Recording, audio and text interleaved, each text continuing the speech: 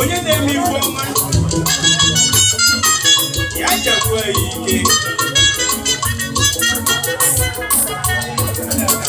anya wee isi egwu wee na-ekele ndị Igbo na Switzerland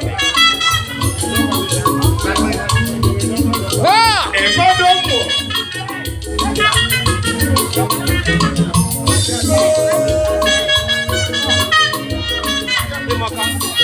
Onwa yoko ese n'ụmụ Igbo na Zurich nọ na n'iso n'elu Onwa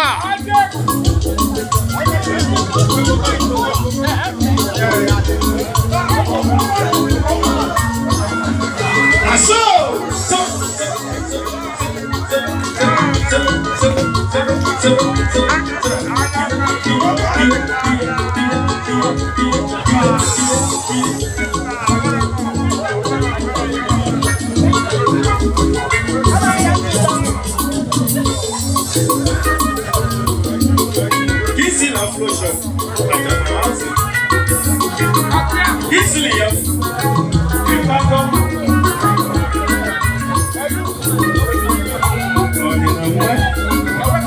na what a great young this is a Switzerland.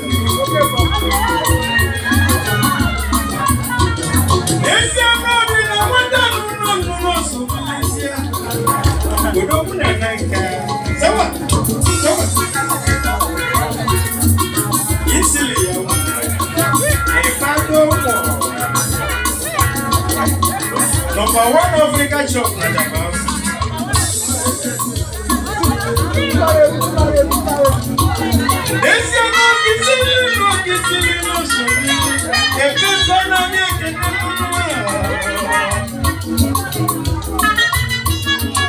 Oh no! Oh no, is what? A pardon.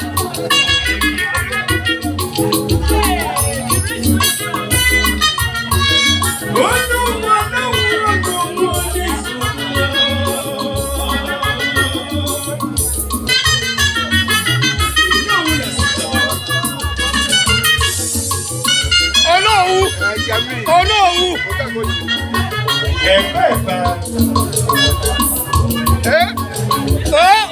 Onwa! Olie! Didie!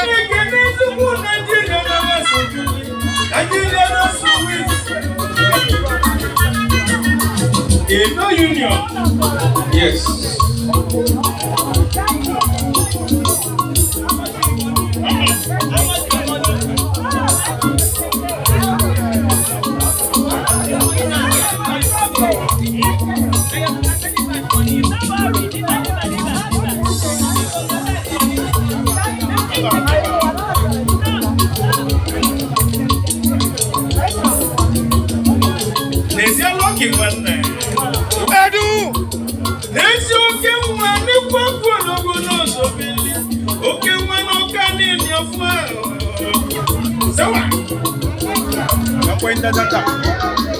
Onwa yoko oke mmadụ na-awọ mma Nweze Motors Nigeria Limited echeche mụ na benu oge na-ejezie na mmadụ ka nchekwuweli iwe jewezie ọdịna nwa akwụta eri n'azụ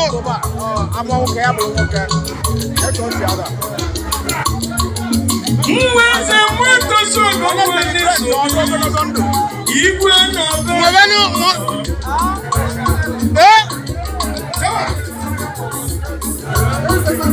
ezi ọmụmụ Nigeria nọ na nye nsobili Igbo Union Switzerland. Igbo Union Switzerland.